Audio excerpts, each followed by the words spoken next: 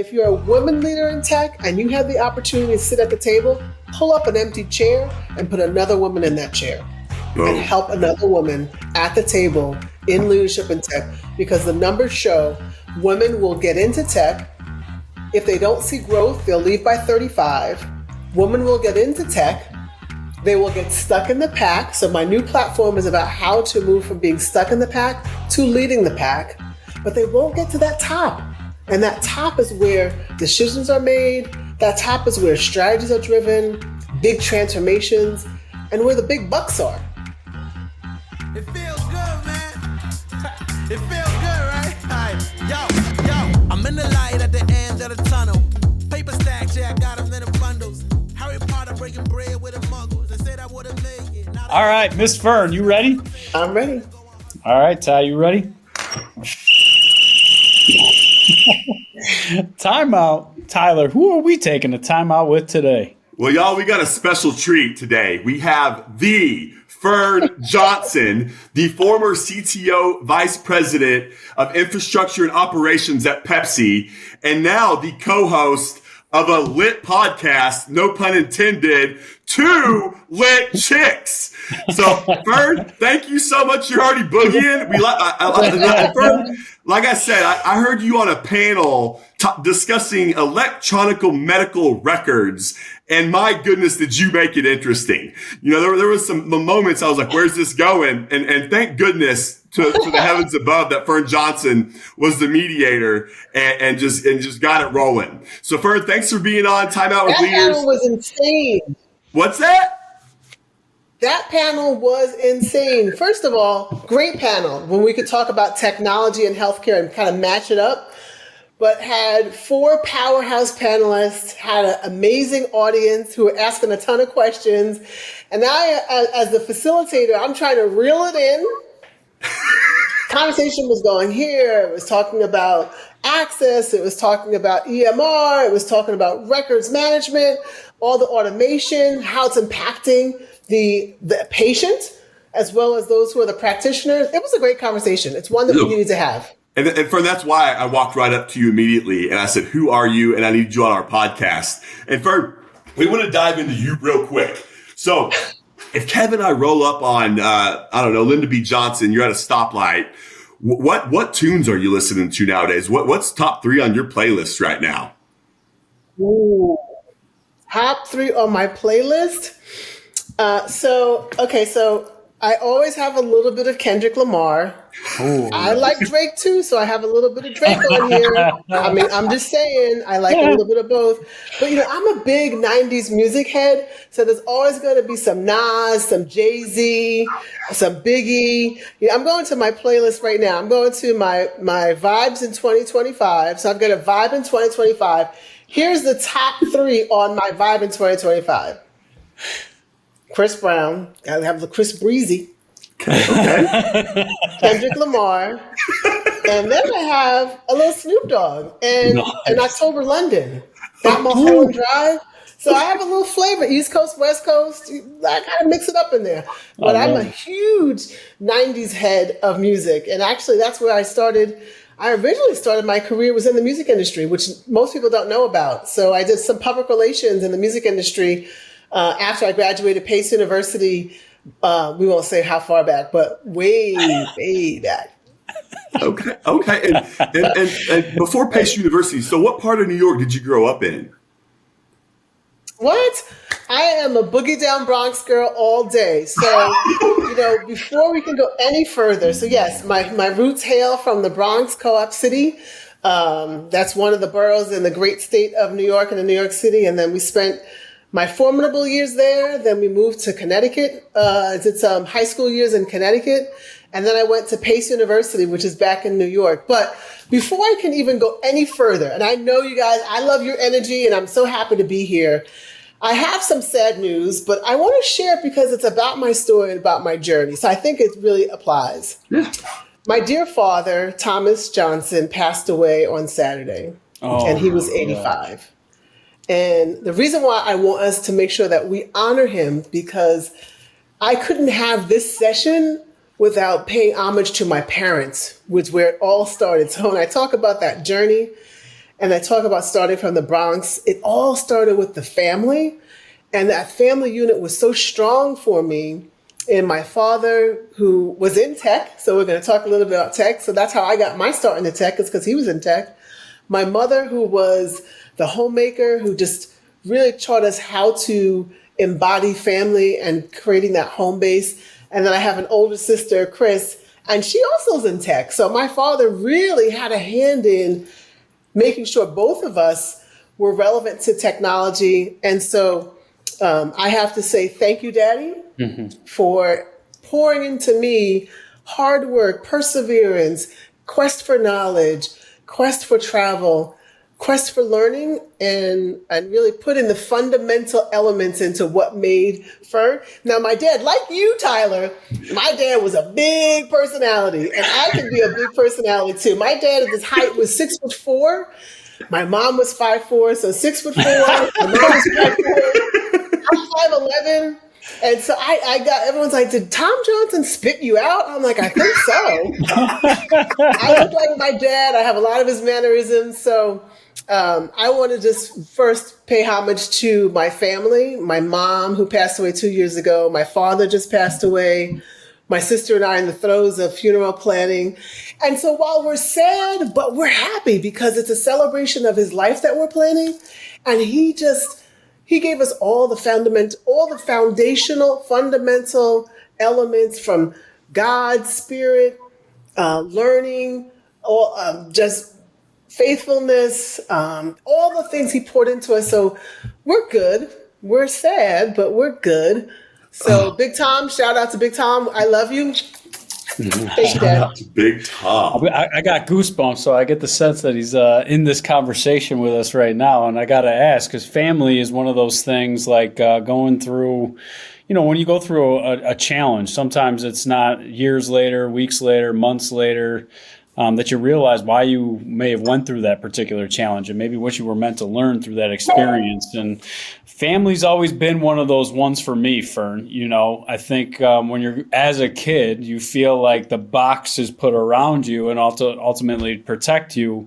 But it seemed like you have been doing some serious reflection as to what building blocks did they give Fern to help you establish yourself, not only in technology, but as a woman working in the professional space. And you mentioned on some of those, I mean, the passion to learn, faith. Right. Those were all things that looking back, I kind of took advantage of as a kid, and I saw it more as a negative when I was a kid and now more as a positive and as an adult. But I love how you kind of tied the bow around the importance of having that foundation to build off of. Yeah, I think it's really important that you have that strong foundation. Now, growing up, my parents were super strict. I mean, so I'm a 70s baby. We'll stop right there because I don't even know, Kevin, if you were even born that quick. But I'm a 70s baby. I'll own, that's as far as I own. Where in the 70s? We're not going to go there. But we didn't have the technology that we have today that the digital natives are growing up with today. So we had to really have some of those foundations on how do you play together? How do you work together? The learning was all about pulling out a book. Now, Miss Ruby, my mom, when we weren't in school, during the school year, we would have reading books in the summer and doing book reviews with her. My dad was making sure that, we stayed true to her schedule because she was the informer and he was fun dad. So I'm a daddy's little girl, so I could bat those eyes and get kind of what I wanted. But Ruby was ironing with the stick with like, hey, we're going to keep these girls educated. So learning was a foundational area, but also service and give back. So we always were engaged with the church. We always were engaged with working with organizations. And just having your hands in multiple pieces. What's so great about living in New York City is it's a salad bowl culture mix. I thrive, and this is probably why I really enjoyed going global in my career. Living in the Bronx, you had Blacks, and it wasn't the fact that you had whites. It was the Italian family across the way. It was the Polish family across the way. It was their heritage that they were bringing to the table. It was the Jewish family. It was the Italian family. I grew up in a predominantly Jewish neighborhood, so I know all the Jewish holidays and celebrated them. That was a part of my makeup and my DNA and what I brought to the table. So when it was time for me to think about going global and career-wise, it was easy for me because I really enjoyed connecting with people who were not like me.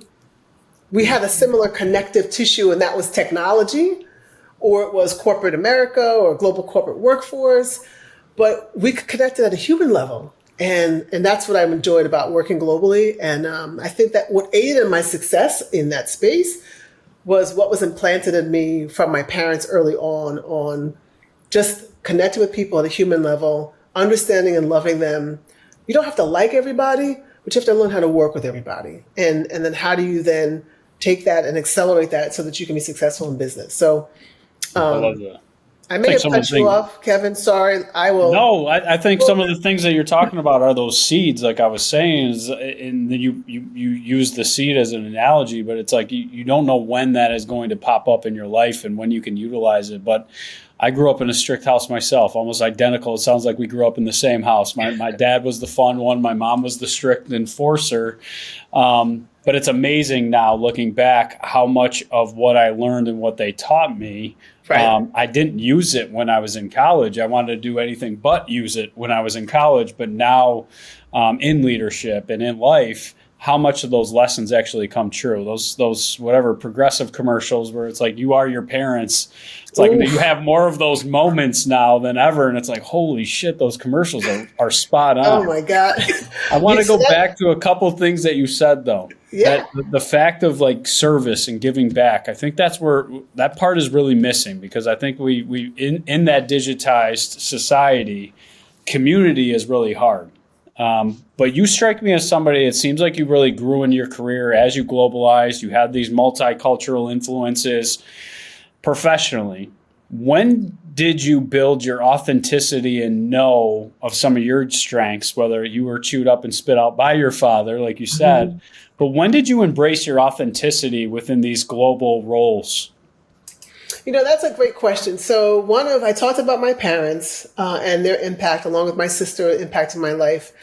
Throughout my career, I had some phenomenal mentors, and I believe in the power of mentorship. And one of the things I'm doing now in my kind of quote retirement era is I do mentoring, and I do it professionally. And quite honestly, I feel like it's important for everyone.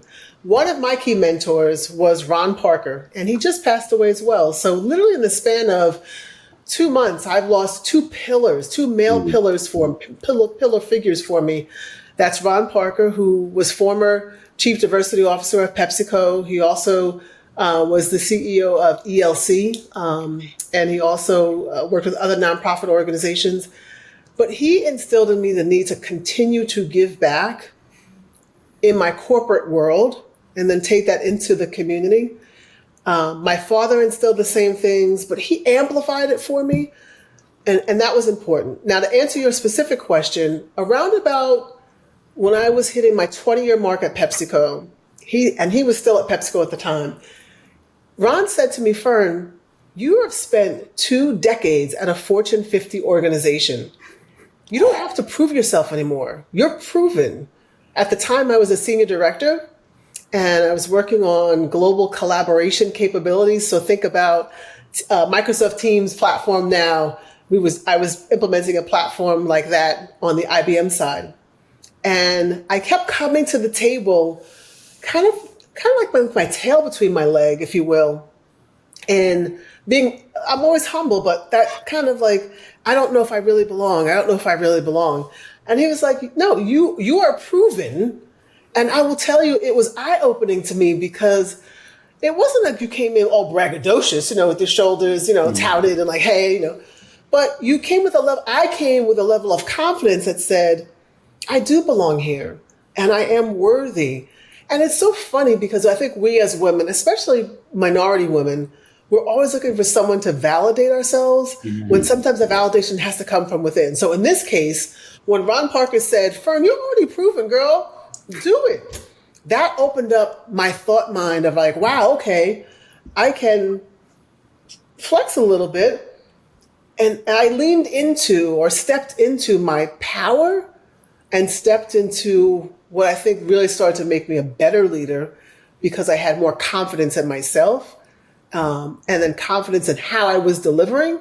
And so I had another great mentor, and that was Robert Dixon. So Robert Dixon and he was a mentor and a sponsor. Robert was the global CIO of PepsiCo for 9 years. And we both were a part of an IT organization called IT Senior Management Forum, which is where I met him before he took the role. In fact, he came up to me and we were at a conference and he said, "Hey, Fern, we all know you're from PepsiCo. You bleed blue. You love Pepsi. Tell me about the organization." And I just rambled on and talked about the diversity. I talked about the ingenuity. I talked about the innovation. Unbeknownst to me, 3 months later, he shows up as the global CIO, my boss's boss's boss. And he said, "Fern, your passion for the organization and your passion for the work was one of the things that led me to say yes to taking this opportunity, even with all the challenges. With any organization, there's going to be challenges." And he became another great mentor and sponsor of me to help me lean into different spaces and places. Also change the narrative. And so I think it's important in your career that you have those folks who are pushing you and allowing you to blossom and take your leadership to new levels. So I am super thankful to all of my mentors. Special shout outs to Ron Parker. May he rest in peace as well. Special shout out to Sarah Andrews, the baddest CISO in the world. She was a great sponsor and mentor. And also Robert Dixon, who did phenomenal in helping to support me and give me new opportunities. Yeah. It's amazing how God places those people in your life to teach you more. Amen. Won't he do it? Won't he do it? Yeah. Won't he do it? Won't he do it? That's God. He'll do it. Okay. I told you I had a big personality. And Tyler's like, "Unleash the dragon." I'm like, ooh. Yeah. Do we really want to do that? Oh, just like Cisco, Fern. We're unleashing the dragon today. This is exactly what I thought would happen when us three got on this call, and I'm so glad we did it. Fern, I wanted to ask you. So I really wanted to go back to like the diversity you had in the Bronx, because I thought it was fascinating to me as just a dude from Arkansas going to New York.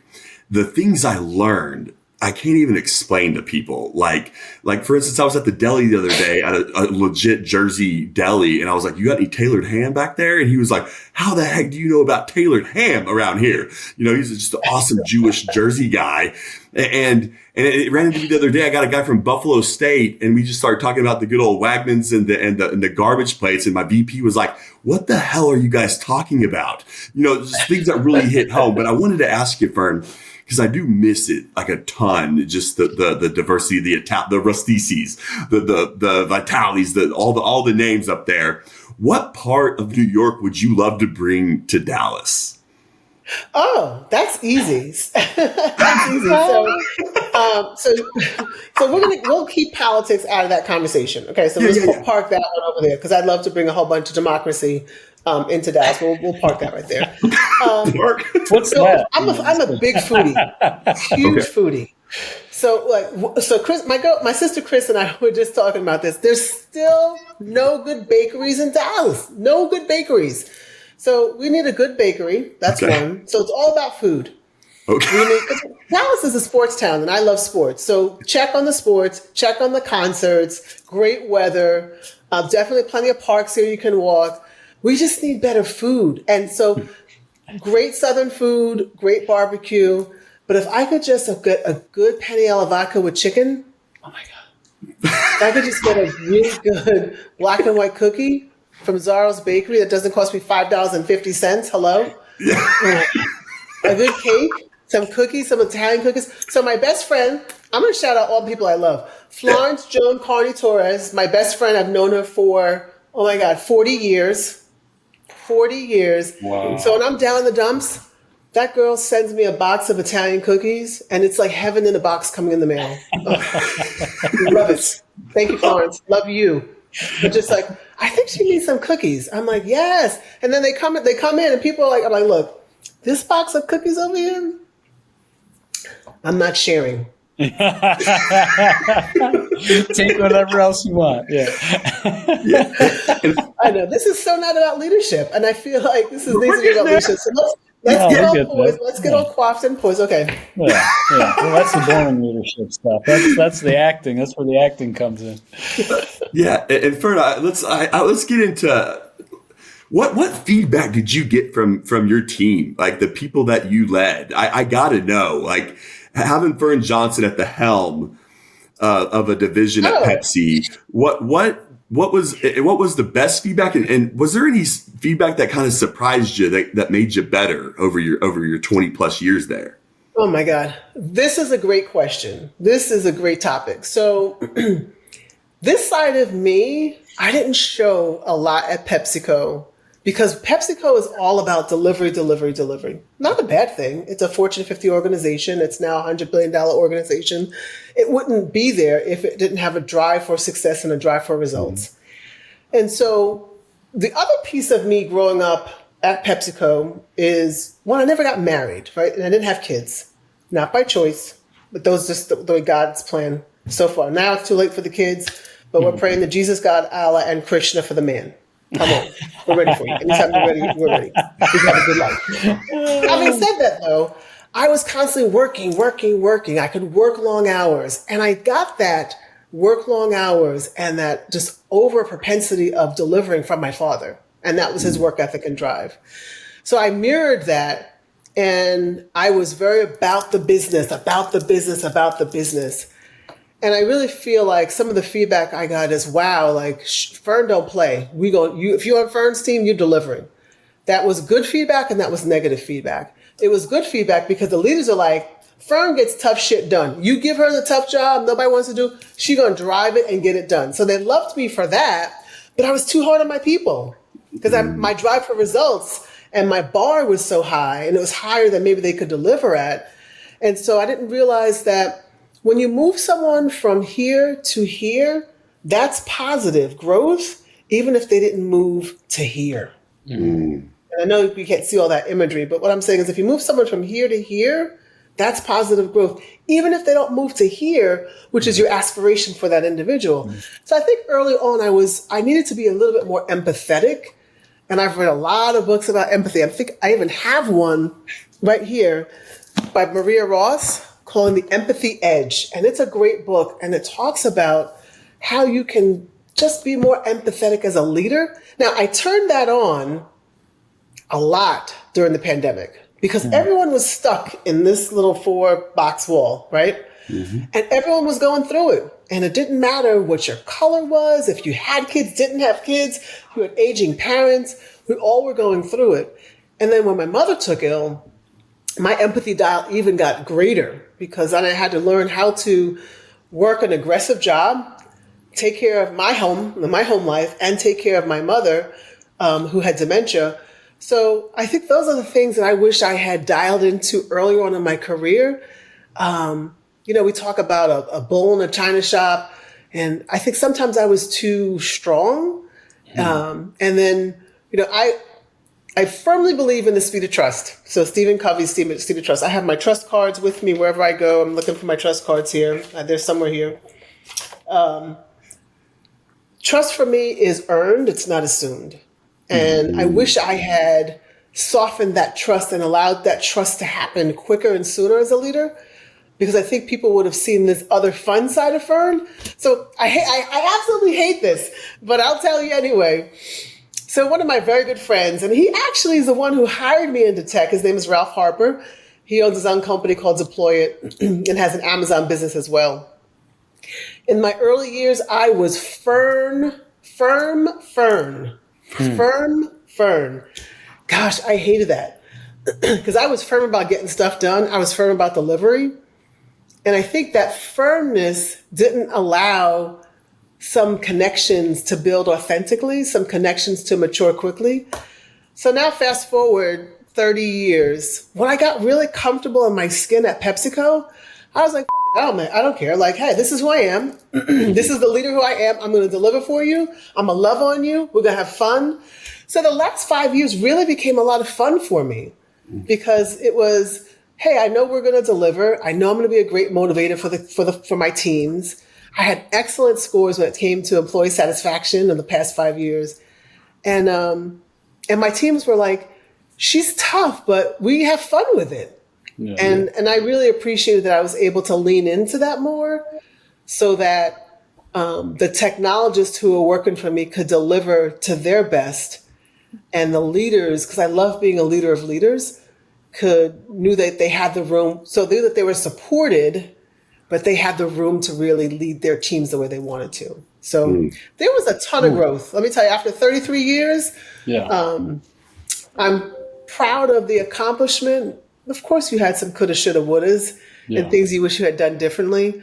But I really don't have any regrets. I guess I do. Wait, shut up. I have one regret. So back in the Robert Dixon era, when he was at PepsiCo, he offered me the opportunity to live abroad in Barcelona.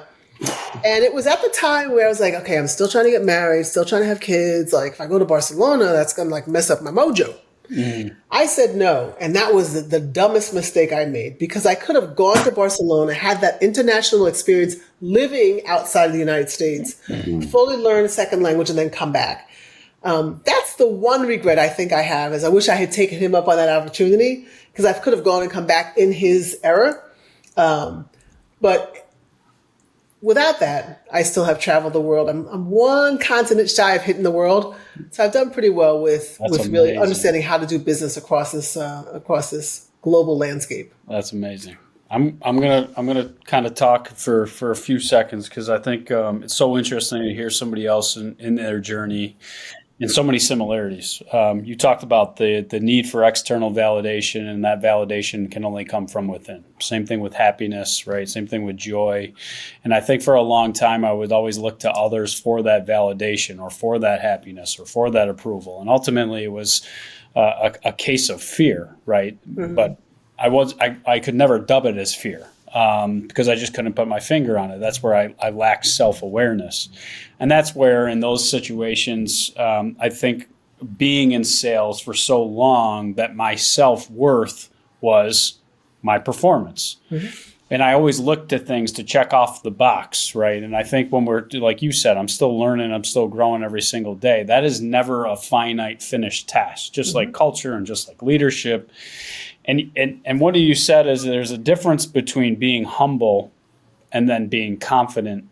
And I always confuse those with pride and ego. I didn't want to be that egotistical person that was in the meeting, but my ego showed in different ways. And it's amazing how much the human mind lies to you, right? That internal naysayer.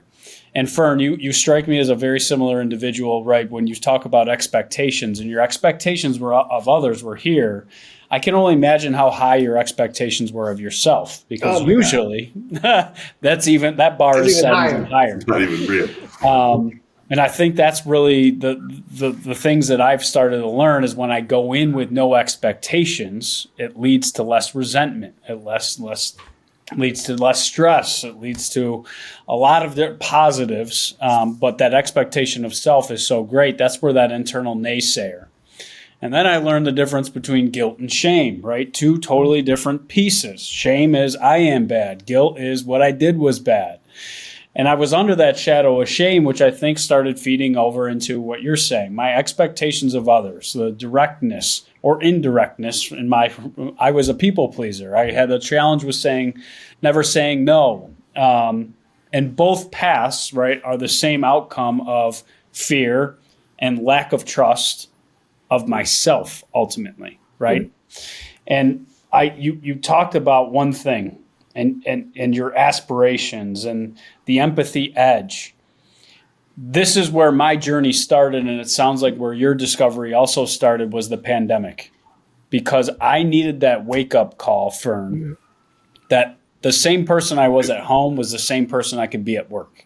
And that pandemic forced me to see like people standing up in their pajamas, or a cat walking behind them, holding babies.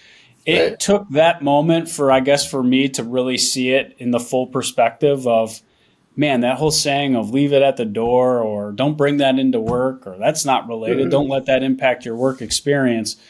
Do you feel the pandemic helped you see leadership in a totally different way, given that experience of the 4-wall parameter, like you mentioned? I would say absolutely. Leadership had to show up differently And, we as leaders had to show up differently for our people because they were hurting. And we had leaders we had our teams who were stuck in one room all day. And if they were living in an apartment in New York City and kids weren't going to school, they were sleeping in the bedroom, working in the bedroom, the whole thing, and they had no other place to escape to. So we had to show up as leaders differently and allow for a lot more flexibility. And what I found is when you extended that flexibility to your associates, they delivered more. PepsiCo as a whole had the best results during the pandemic. Teams delivered because everyone was compassionate and empathetic and allowed for a space for you to breathe, right? And where you thought you couldn't show that before, you had to show that. Now, here was the tricky part. I really feel like we as leaders didn't get enough support because, you had to be on the camera, you had to be on. And so who's fueling you? How are you retooling yourself? I'm not sure that we perfected that for the leadership. And so leaders found ways to do that with each other. And if it was just like, hey, I'm not having 10 people over, but the two of us are going to have a drink on this patio and just kind of space ourselves out and just see someone face to face and have a conversation that's not in a box. And we found avenues and ways to do that. I did more walking during the pandemic and met more neighbors during the pandemic. Likewise. With my dog. They live next to me. I didn't know what you looked like. And that was an avenue for me to release. And so, yeah, I think the pandemic really helped us all be more compassionate and empathetic. Now, but and show that we could deliver. So now fast forward, we're now 3 years coming out of that, and people don't want to go back to work. They're like, hey, I've proven to you I can be productive right here at home.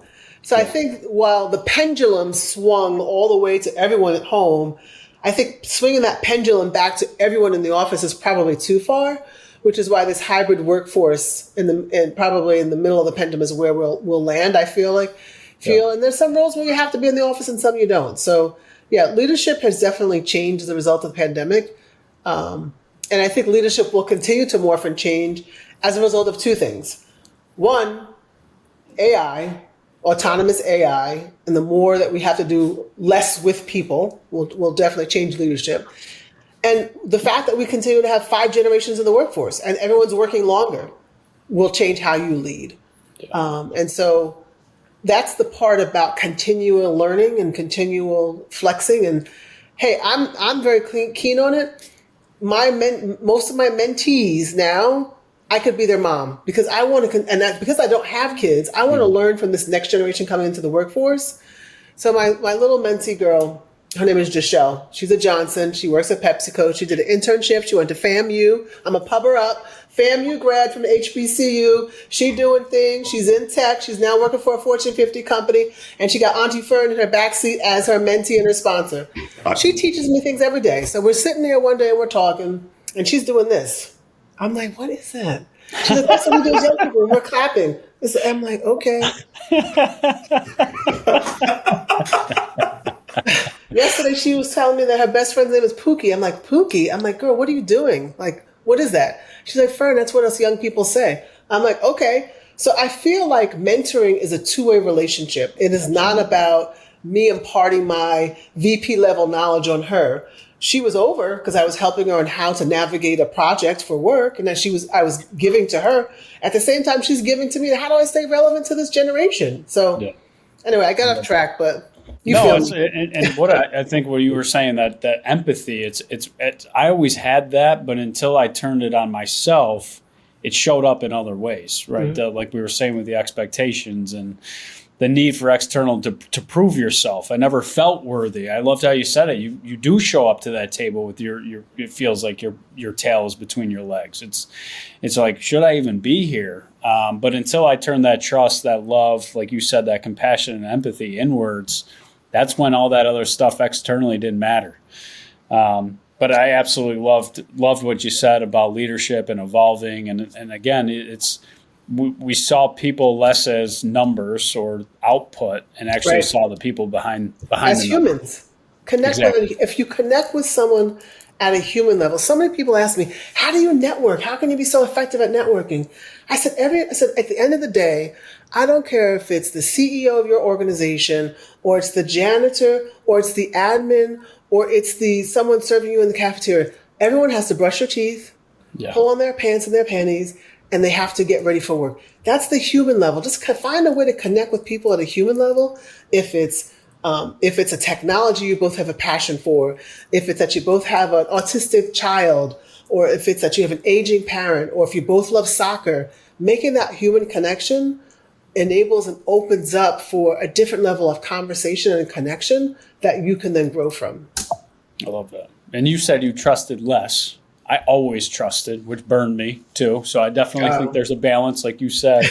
But on a human level, I think that what we're all talking about is love. Ultimately, is that piece, that component, and unconditional love maybe only be something of spiritual realm. But when you love someone, you listen too, and I think that's something that I continue to grow in. But Tyler, I mean, I won't speak for him, but look at this human connector out there.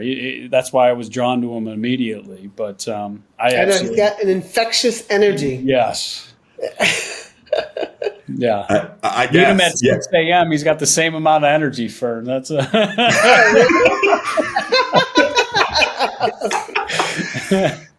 And I think it's super cool that you're learning all this stuff from let's just call them the kids nowadays. And they really helped me too. Like, I was just in the sauna the other day, and these two or three guys were in there just busting each other up, just having a blast. And it was me and another old fart sitting there, and we both left the sauna at the same time.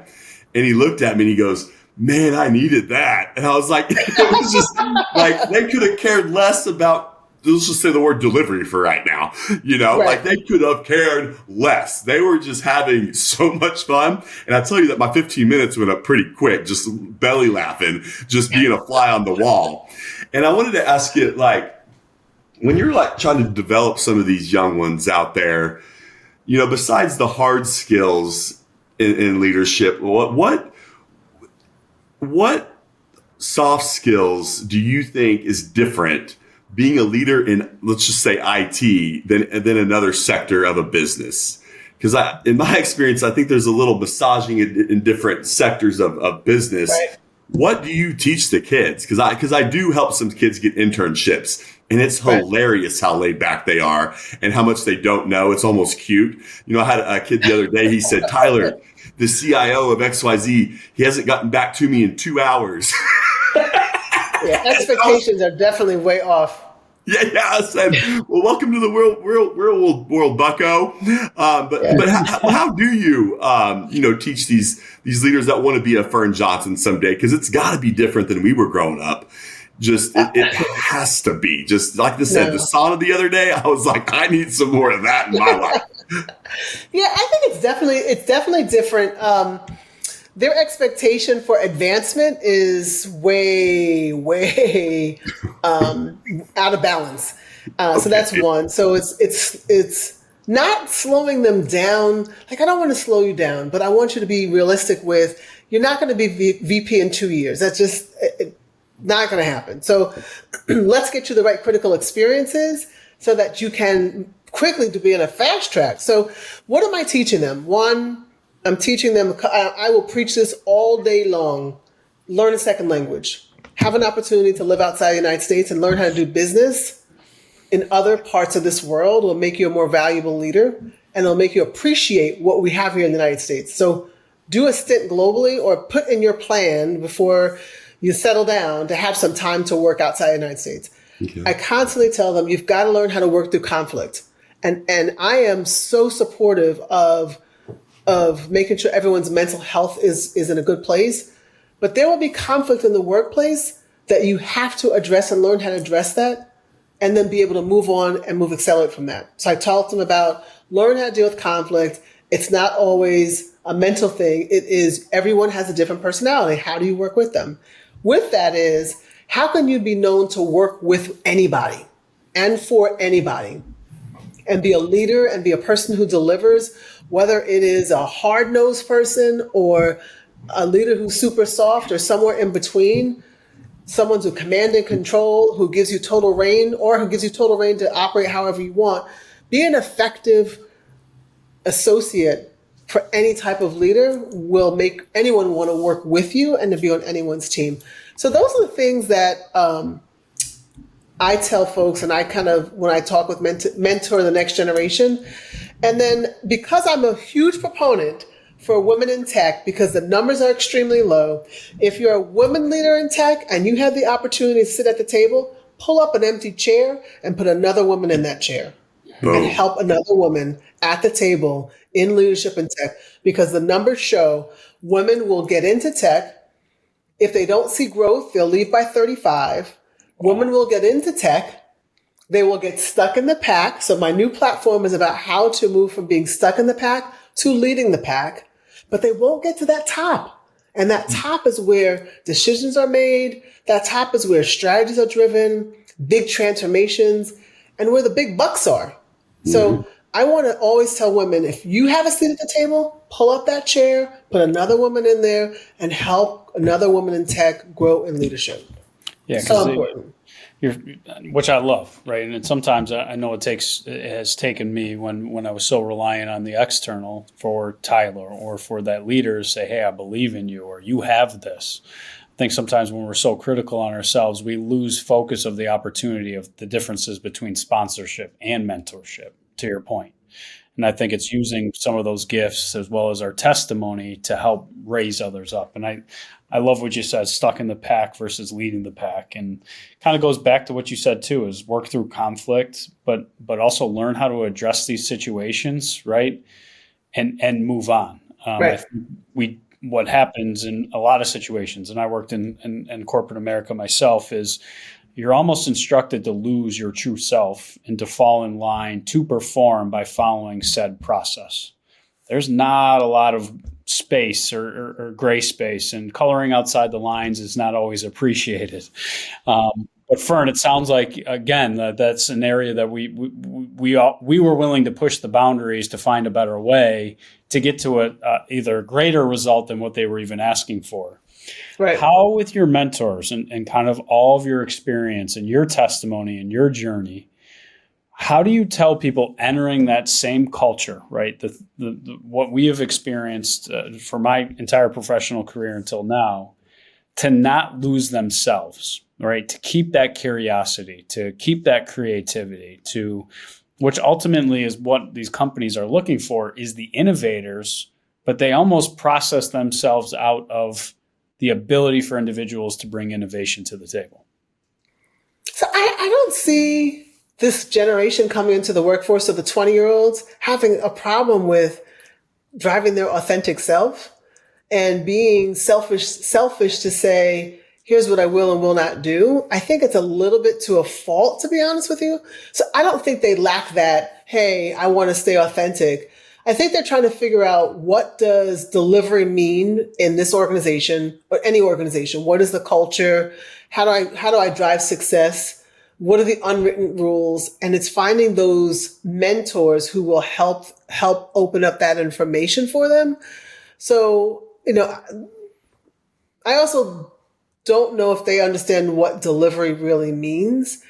Not going to name any names, but I recently talked to one of my young mentees, and she said, hey, I worked until 5:30 yesterday. And I said, oh, okay. I've never worked till 5:30. I'm not sitting there like, girl, you just have no idea. That's early. No idea. And they're like, yeah. And I was in the office till 5. This is crazy. I was like, man, I'm really committed. I was like, oh my God, I wish you would say commitment. So I honestly think they understand balance, and they're willing to put their priorities on balance first, almost to a fault, I would say. But that's just my perspective on it. I don't think they have a challenge in the space. I think it's us having to have us as more seasoned, tenured leaders, showing them the way. Yeah. Have you noticed that they're still eager to find mentors? Like, especially with AI now, they can pretty much ask any questions. Do you feel like are they willing to ask? Oh, yes. So I would say, I talked about one of my good mentors, the best, baddest CISO in the world, Sarah Andrews. She always said, trust but verify, trust but verify. AI is giving us a lot of information, so we have access to a lot more data. Nobody's verifying, right? So you're assuming trust of what what a Perplexity, Claude, Gemini is telling you. These young folks coming in are just assuming whatever shared with them coming out of these platforms is gospel. They're leveraging their mentors to say, does this really make sense? Is it, hey, auntie, hey, I just want a perspective around, have you done it this way? Hey, I'm getting this feedback, so I think they're using the OGs, if you will, to validate what they're hearing. And that's the trust but verify for this new generation. With all of AI, it's great because we're getting access to so much more. How do we validate? How do we verify? How do we ensure that which is being presented to us is 100% accurate? And having enough of the spidey sense to know, that sounds a little bit off. Like, let me go check 4 other sources before I claim it as gospel. I love that. And it kind of speaks to what we're seeing the difference between information, right? That's not knowledge and that's not wisdom. And that's kind of what you're speaking with that second check. I love that. Yeah. And Fern, I wanted to ask you, did you ever bring, how much did you rely on your strong faith when you were at a Fortune 50 company? Because I know you were in there, Fern, which I love that name. To be honest, I do. But how did you? I want to turn that into Fun Fern. I want you to see Fun Fern, yeah. Faithful Fern, Fun Fern, Faithful Fern, not Fern. Firm Fern. Was there ever a time that you felt the line needed to be crossed from firm to faith? In your journey? Every day. So, we talk about fear, and a lot of people operate with fear. And there's a great saying that fear has no place where faith lives. And if you're faith-based and you lean on your faith, then you shouldn't be fearful.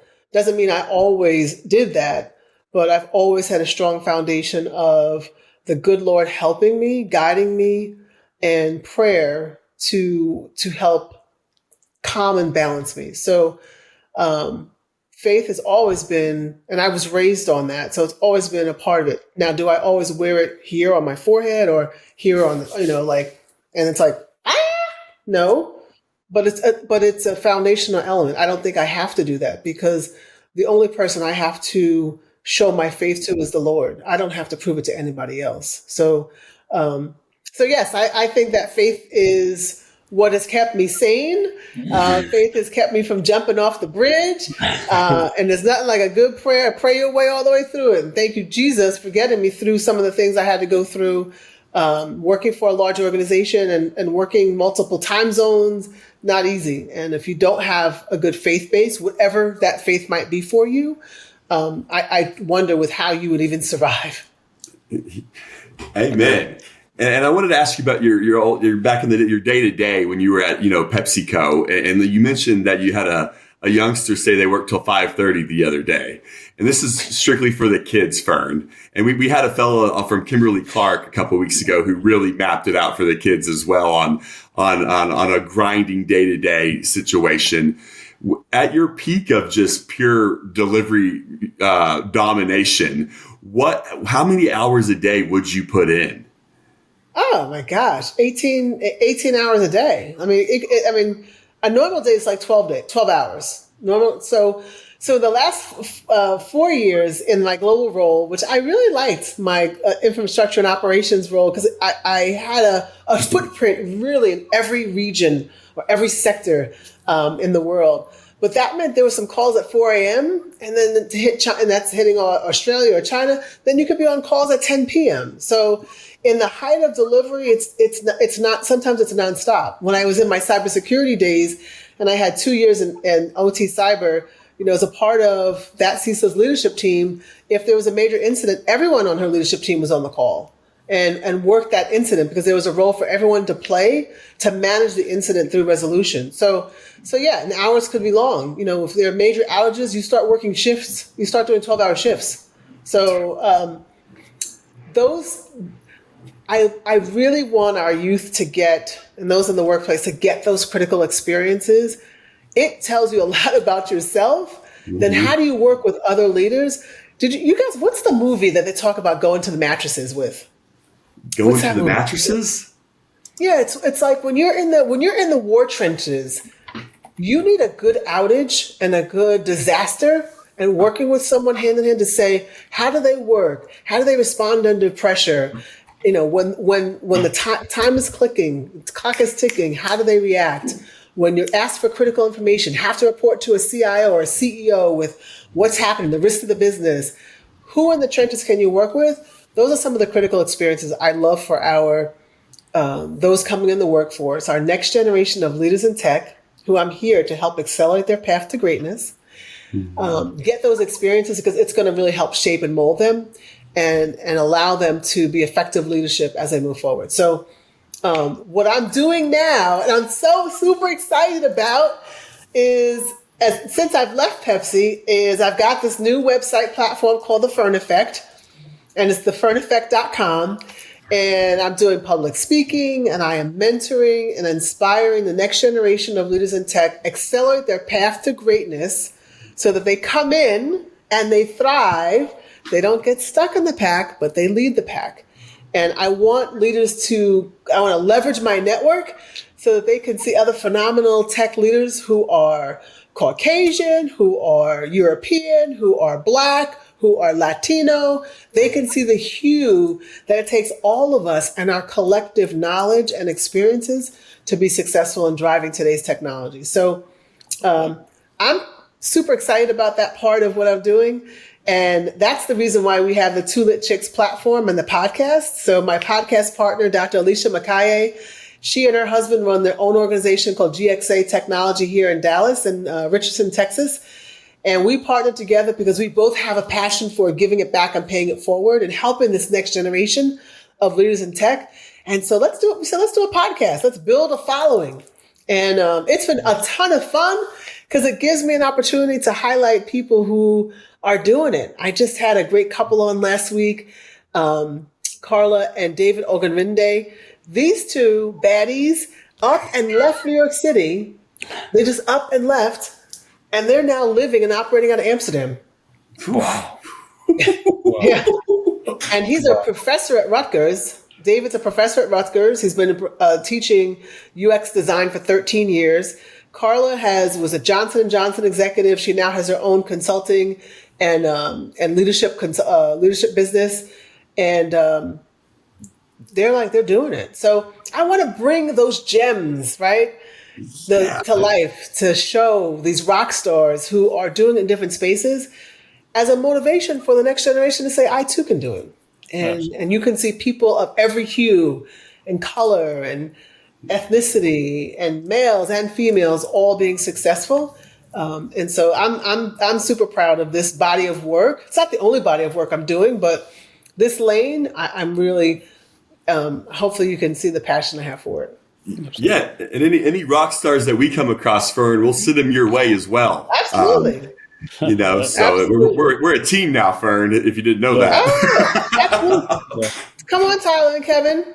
Okay. We'll have some fun. Tyler, We like getting asked questions. Help me amplify the Fern effect so we can get more folks in technology and leading technology effectively. Absolutely. And that's you spoke to why we started this podcast to begin with, too. It's a passion project because I think I had that title effect, right, where it's like, oh, this person must be perfect, so I need to be perfect in order to ever attain that goal. To your point, and it's building awareness and raising perspective and perception and showing that they do put their pants on the same way and they do brush their teeth at the same time. And I just love what you said, where you can, as a leader, you can really learn most about an individual, taking them through a fire, right? A challenge, a stressful situation, and see how they react. And I'll turn that inward too, is going through those experiences as the individual, you're not really aware of what you're learning and what you're taking away. But that's also looking back on my journey so far, my short journey. That's where I learned most about myself too. No, I couldn't agree more. I think that going through some challenges, professionally and personally, strengthen our resolve and how we lead. And yeah, I'll give you one quick story. I know we're getting close to time, but I'll give you one quick story. So travel to Dubai a lot. Love, one of my favorite cities is going to Dubai, and had a great team. We were working on a project at PepsiCo. It was called My Buy, and we were putting in for global procurement like an Amazon-like system. And we were going to each region across the world and implementing the solution. And one of the trips, I was with my team, and we were taking an Uber into the office. And we had a car accident in the Uber in Dubai. And no one was hurt. We were all shaken up. And the first thing I did was it's like, oh man, first of all, it's like, I can't believe this just happened. And you're going through all the emotions. And then I realized I'm the most senior person in this car.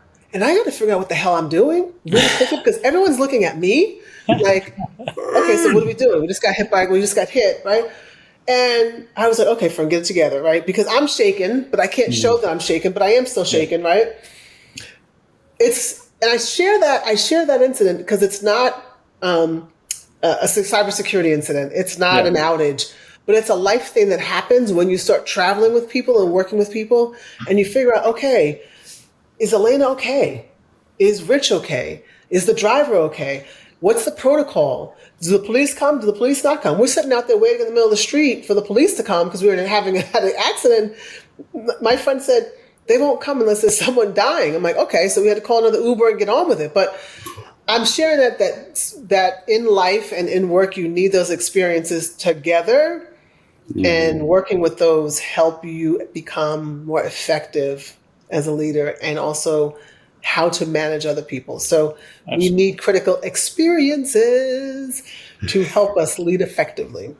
Love it. Absolutely. And that's where I think the journey is so cool to me. Like any success story or team I've ever been on, it's almost like the belly laughs come from like the failures along the way. It's like, do you remember when you really fucked that up? And it's just like, oh man, I sure did.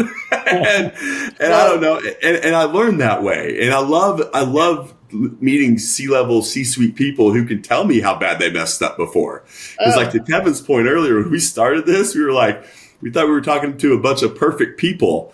And I'll never forget the first time I really started semi-thriving was when my CEO told me how much he messed up. And I was like, this is awesome. This is a different way of life, like normal. Right. But and for the last question I want to ask you, did you ever have any people that you could show that you were shaken to, that you were comfortable with when you were maybe shaken? Oh my gosh. I've talked to a lot of folks that they feel like they can't. So did you have a pretty good core of folks? So personally, I honestly believe in having your personal board of directors, and your personal board of directors are folks who can see you at the core of who you are. They believe in you, but they also can see you at your lowest moment and at your highest moment and everything in between. So I have a very small personal board of directors. At the helm of that was, of course, my parents and my sister. But the gentleman I opened the call with, Ron Parker, who just passed away, was one of those in my board that I had him on speed dial, and I could come cry to him and then say, here are my fears, and work through them. So yes, I have that very small board of confidants in my network that I can lean on when things are going well, and especially when things are not going well and I need guidance. Another one of my mentors, she's a phenomenal leader. She was the global CIO of Procter & Gamble, Linda Clement Holmes. She has heard me boo-hoo-hoo and boo-hoo-hoo and boo-hoo-hoo. And she's given me that space to say, let it out. Because sometimes you just need to let it out. Then we can work through it. But you don't feel like you have that safety and that safe space to let it out.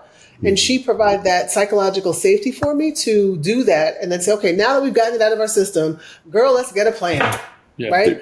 And sometimes you need that person to just kind of let you release, but then, okay, let's work on a plan. So she's another phenomenal leader and mentor that's helped me. So having your own I call it personal board of directors, of those who wholeheartedly believe in you and your mission and vision, not competitively, and want to see you grow and shine.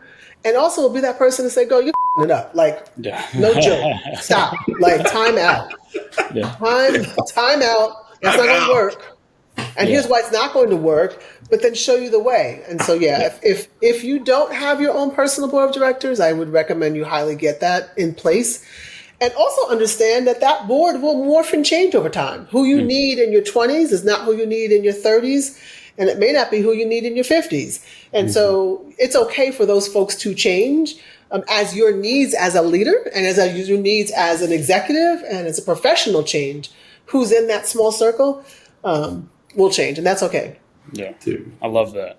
And I think to your point, I think that's part of the power of therapy and prayer, sometimes getting it out, right? Getting out of your own head and saying it out loud, right? And it's like, oh, and then you're almost hearing about what you're afraid of. And you're like, wait a minute, am I actually afraid of that? Or have I not thought about that yet? I have one more question, and I know we're running over. But so you've talked about it. Like I had to show up that way, and it's kind of piggybacking off of what Tyler said. Now, Fern, this is the picture that I think we've always seen leaders as, right? You sometimes we guard ourselves, right? We put up our own onion layer as a leader to not show that we have fear or share that we don't have some of the same stresses. Why, right? Is it the picture that we always saw that thought that it was not professional, right? Or is it that opportunity to be vulnerable, to build even greater connection with our people? So depending upon your environment and your culture will determine how much of that you're able to show. And is it viewed as a sign of weakness? And is that vulnerability shown as weakness? And so do you have to have a layer of exterior layer so that you shield yourself from people viewing you as weak and therefore trying to tear you down? Or can you show a level of vulnerability that says, I'm still human too, but then I can pull it together and I can get on track to what we have to deliver. So I think it all depends upon your culture of your organization that you're working within. I will tell you, I was in a deliver. Yeah. You have to show as a leader. You have to stand up and be poised and coiffed almost at all times. Yeah. And so that can be stressing. But I'll be honest with you, and I don't want you to walk away with this as a negative on the organization I came from. I built my whole career there. Yeah. I told you I started in the music industry. That was for 6 months. And then I flipped to PepsiCo and I stayed at PepsiCo for 33 years. So I grew with knowing that was the culture. Yeah. So I bleed blue. It was embedded into how I lead. I do think the pandemic allowed us all to soften up a bit, as we talked about that humility and that compassion that kind of came in there. But I do think that if you're an effective leader, you really have to be self-aware of yourself and the energy you bring into a room, the leadership you bring into the room. And when do you have to dial it up, dial it down, and adjust and flex to the audience and the environment that you're in? Your ability to do that, I think, is what will drive you to be more successful and successful faster, is if you know, this is an environment where I need to just sit back and me just showing up is enough. I don't need to say anything. Or when do I need to speak? Or when do I need to come in bold and brazen? We have to know that when to tweak that. But I think that, and knowing what you're giving off and that energy is a part of that self-awareness journey that I took a couple of years ago working with an executive coach. Her name is Tia Buckham-White of Notre International. She was phenomenal. And I think that when you do the work on knowing who you are, then you know how much of that onion do you have to have up or how much of that onion do you have to have down. 100%. Love that. Love that. Thank you. Thank you. Thank you. Thank you. This was awesome conversation. So are we blowing the whistle? Blow the whistle. Oh, yeah, we'll blow that whistle. We've never blown it to. So I want my outro and intro music to be to blow the whistle. I mean, that's okay. We'll put in that request. And before I blow the whistle, Fern, I just wanted to say thank you as well. And for all our listeners to check out the Fern Effect and Two Lit Chicks, the podcast that Fern launched a little while ago. And like I said, you have two big new fans over here for you, Fern. So you have Thank us you. in your corner. Give me a call anytime if you want to vent anything, Fern. That's what I'm Okay. sort of good at, listening Okay. and giving a little perspective sometimes, even on my journey, make you feel a little bit better about yourself, maybe. So I guess Thank Timeout with you. Leaders is signing off with Fern Johnson. Okay.